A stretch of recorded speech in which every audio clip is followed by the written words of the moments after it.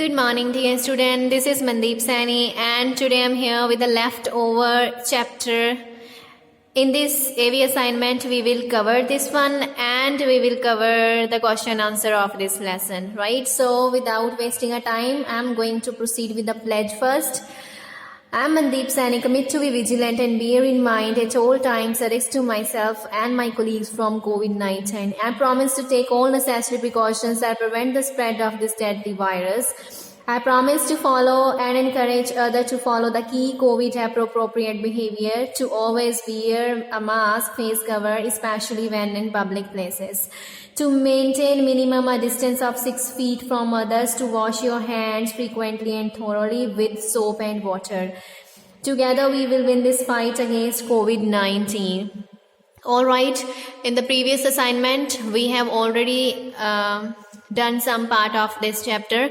The little red hen, in this chapter, she found a little grain of wheat, and then she asked their friends for help in plantation and harvesting, and then take it to mill, and then everybody denied to help her. And then afterward she also asked them to help her in making bread.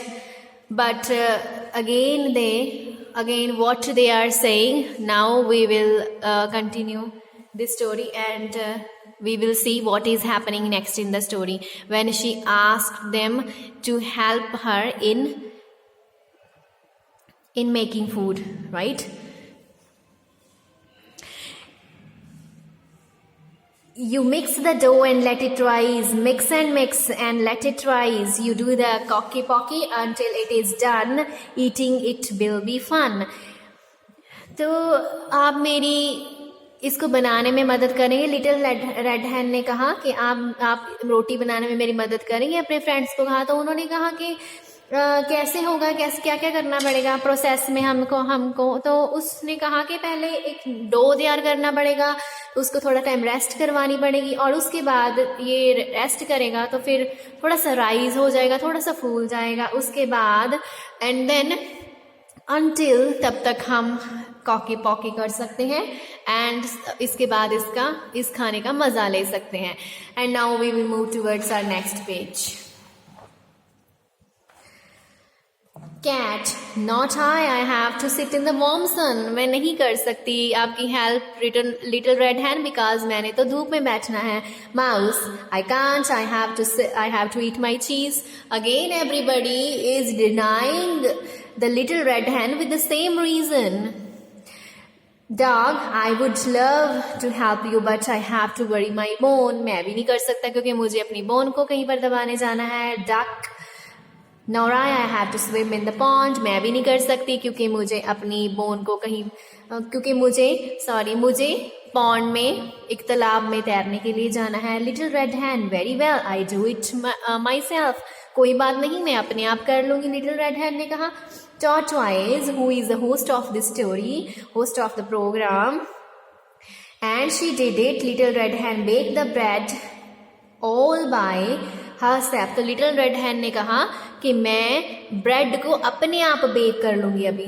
Turtle, the lovely smell of baking bread made other animals hungry. तो जब little red hen ने खाना पकाया, रोटी बनाई, तो उसकी smell चारों तरफ चली गई. तो उसकी स्मेल के साथ सारे एनिमल्स जो उसके फ्रेंड थे उनको भूख लगने लगी. इतना टेस्टी स्मेल आ रही थी उसमें से. They all went into the kitchen. वो सभी किचन में आ गए. Little red hen, doesn't the baking bread smell good? Are you hungry? Little red hen ने कहा, खाने की स्मेल अच्छी नहीं आ रही है क्या? Are you hungry? आपको भूख लगी है? Cat, mouse, dog and duck, we are starved. हमको भूख लग गई है. Little red hen, well, none of you helped me grow in wheat, harvested, take the flour to the mill, which was uphill, or baked the bread. आपने किसी ने भी मेरी मदद नहीं की, ना गेहूं को उगाने में, ना उसको काटने में, ना ही उसको मिल तक लेके जाने के लिए जो कि पहाड़ी के ऊपर था। मैं कितना डिफ़िकल्ट उसको काट में पाकर इतनी ऊंची पहाड़ी के ऊपर पुल करके लेके गई, और ना ही आपने इसको बनाने में मेरी मदद करी। Cat, I was busy sitting in sun. Cat ने कहा तो मैं तो धूप में बैठने में बिजी थी ना। माउस ने कहा आई वॉज निबिंग ऑन माई चीज। Nibbing means when we take a small bites of a food, that's called nibbling. Sorry, it's nibbling. जब हम किसी फूड को छोटी छोटी बाइट्स में लेते हैं उसको बोलते हैं निबलिंग। तो मैं तो छोटा छोटा चीज खाने में बिजी था, छोटे छोटे बाइट्स करके। डॉग ने क्या कहा, I had to bury my bone, तो मुझे अपनी बोन को बरी करने के लिए जाना था ना। डक ने कहा I had to swim in the pond, तो मैं भी तैरने में बिजी थी। Little red hen, well I did all work my self.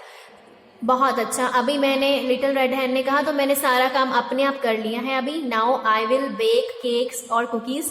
Now अभी मैं अपने लिए केक भी बनाऊंगी और कुकीज भी बनाऊंगी। My chicks and I will eat it by our self. मेरे छोटे छोटे जो चिक्स हैं वो ही इस फूड को खाएंगे, मेरे बच्चे इस फूड को खाएंगे और मैं भी इस फूड को खाऊंगी। Tortoise and turtle and so they did the end. So tortoise and turtle जो कि होस्ट थे, तो उन्होंने कहा that's all about our programme. So dear student, that's all about this programme, it's story. I hope you have understood this story. Now we will move towards our question answer of this programme. Our first question is, what did Little Red Hen want to do with the grain of wheat? Little Red Hen उस छोटे से गेहूं के दाने के साथ क्या करना चाहती थी? Answer is, Little Red Hen wanted to plant the grain of the wheat to make into bread. Little Red Hen wanted to plant the grain of the wheat. Little Red Hen उस छोटे से बीज को plant करना चाहती थी of the wheat to make into bread, और फिर उसके साथ उसकी रोटी बनाना चाहती थी। Little Red Hen wanted to plant the grain of the wheat to make into bread. A second question is, what did Little Red Hen do after the wheat had grown tall? Little Red Hen ने क्या करा जब गेहूं बहुत लंबी लंबी हो गई थी? Little Red Hen harvested the wheat after it had grown tall. Little Red Hen ने उसकी कटाई कर दी जब वो गेहूं बहुत लंबी लंबी बड़ी हो गई थी। Little Red Hen harvested the wheat. Okay, Little Red Hen harvested the wheat after it had grown tall.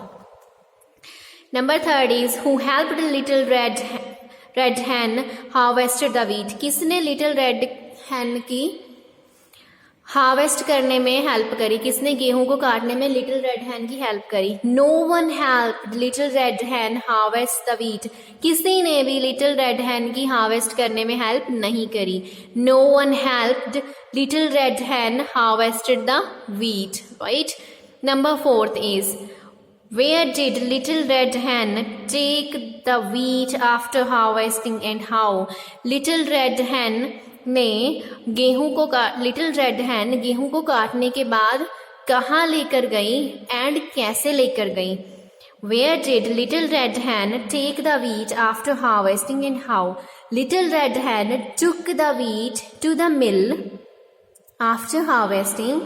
Little red hen took the wheat to the mill. Little red hen जो थी वो मिल में लेकर गई आफ्टर हार्वेस्टिंग, जो गेहूं को मिल में लेकर गई। By pulling the wagon a mile uphill. वो जो वैगन था, वो जो कार्ट था, वो जो गड्ढा था, उसको पुल करके अ माइल अप हिल, 1 मील ऊंची पहाड़ी पर लेकर गई। कहाँ पर? मिल में। मिल कहाँ पर थी? मिल 1 मील ऊंची पहाड़ी पर बनी हुई थी, वहां पर लेके गई उस गड्ढे को खींचकर। Little red hen took the wheat to the mill after harvesting by pulling the wagon a mile uphill, right? जो लिटिल रेड हैन थी वो गेहूं को काट कर कहाँ पर लेके गई? मिल में लेकर गई। और कैसे लेके गई? by pulling the wagon a mile uphill. उस गड्ढे को खींचकर 1 मील ऊंची पहाड़ी के ऊपर लेकर गई. Now we will move towards our next question. Our 5th question is, What made the other animals hungry? किस चीज ने बाकी जो थे एनिमल्स उनको हंग्री किया? What made the other animals hungry? Answer is the lovely smell of baking bread. The lovely smell of baking bread. जो जब रोटी बन रही थी उसकी सुंदर स्मेल